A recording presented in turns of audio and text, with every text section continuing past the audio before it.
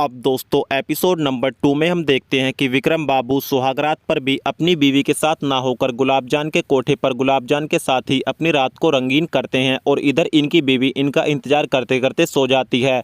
अब विक्रम बाबू आधी रात में नशे की हालत में घर पर आते हैं तो इनकी भाभी इनको बताती है कि अगर तुम एक रात गुलाबजान के कोठे पर नहीं जाओगे तो उसका कोठा वीरान नहीं हो जाएगा। आज तो तुम्हारी सुहागरात थी तो तुमको आज अपनी बीवी के साथ होना चाहिए। अब दोस्तों विक्रम बाबू के बड़े भैया यानी वीरेंद्र बाबू बताते हैं कि कोठे पर जाना मर्दों का शौक होता है और इसमें औरतों की दखल अंदाजी बिल्कुल भी बर्दाश्त नहीं की जाएगी। और तुम भी इस समय यहाँ पर क्या कर रही हो, तुम्हें भी तो अपने कमरे में होना चाहिए। अब दोस्तों ये दोनों भाई और इनकी बीवियाँ अपने अपने कमरों में चली जाती हैं तो वीरेंद्र की बीवी बताती है कि आजकल तुम मुझसे काफ़ी नाराज रहने लगे हो और आजकल तो तुम मेरे साथ रोमांस भी नहीं करते, ऐसा क्या हुआ।